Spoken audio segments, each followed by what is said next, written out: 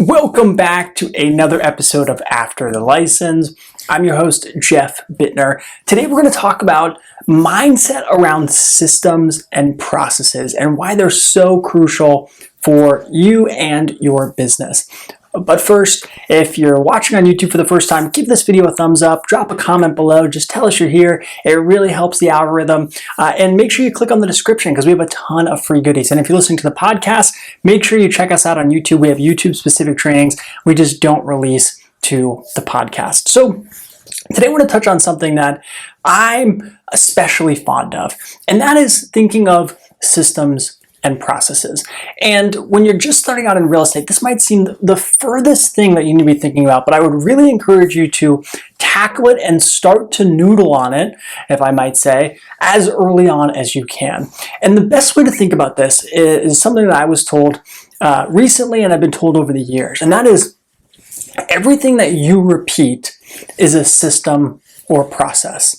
Everything that's repeated is a system or process. And I would go one step further and say, as a business owner, everything that's repeated is a system and process, but you get to decide whether that's handled well or handled poorly. And it's so important for you to think about your business like this, and I would even say your life like this, because when you start to take on that mindset, you really truly become a business owner. The real estate agents that struggle the most are in reactive mode all the time, right? And it's chaos and it's unorganized. And that's because they're not looking at the whole picture and they're not looking at their business in terms of systems and processes. And so I'll give you a few examples of systems and processes that I've implemented in my business so you can start to understand what I'm talking about. So right now I'm recording an episode for the After the License podcast and YouTube channel. Well, what I used to do and what my system used to be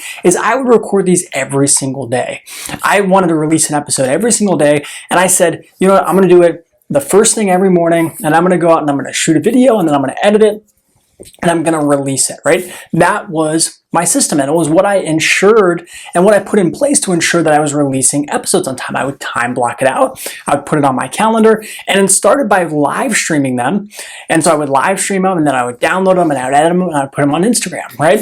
Well, what I started to realize as I repeated that process was my system was broken. A, I didn't have consistent ideas, and B, I didn't want to spend that chunk of time every single morning. I felt like I was getting distracted on other things that I needed to do for my business. So I said, let me change up this system. And so what I changed my system to is I now batch record these. So if you see me in similar shirts, it's because I'm recording more often than not 6, 9, or 12 episodes in one day.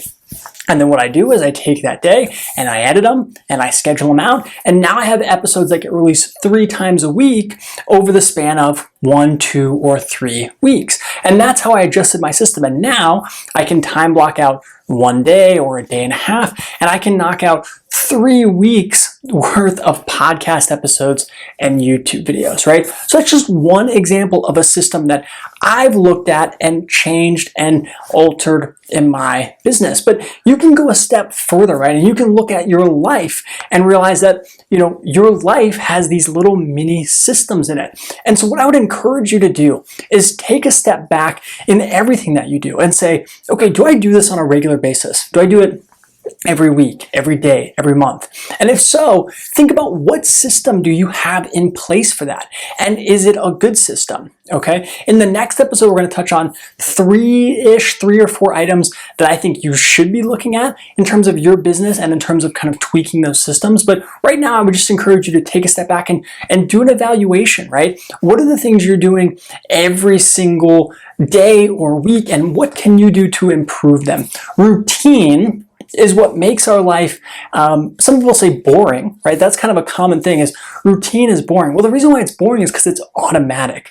There's nothing new to it because it's automatic and it's routine. And so when you put systems and routines in place into your business, those things become repeatable, and they become reproducible, and they become routine. And that's ultimately how you build a business. There's a fantastic book on systems in general called E-Myth Revisited. I've read it a couple times. I've listened to an audiobook. It is fantastic, and it talks about how you should document every single thing you do in your business, because every single thing you do in your business is a process and a system and a routine, whether it's a good one or not.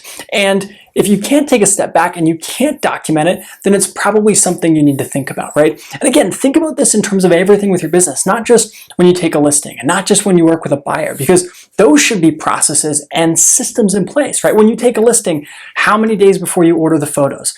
How many days before you submit the paperwork to your broker? How many days when you get a contract, how do you present it to your seller? When you get a contract, how do you break down the different contracts and show that to your seller? When you get a signed seller's contract, how long before you remind the buyer's agent about X, Y, and Z, right? What do you do with the seller and tell them about processing utilities and moving out of the house, right? If you start to think about every single one of those different aspects of your business and of your processes, that's when you start to build systems, and that's when you start to have a sustainable business. So drop a comment below. What are some of the systems or repeatable processes that you find yourself doing, good, bad, or indifferent? Where do you feel like you can have some improvement? And what questions can I answer for you about kind of implementing systems, processes, and routines into your business? Thanks, everybody, and I'll catch you next time.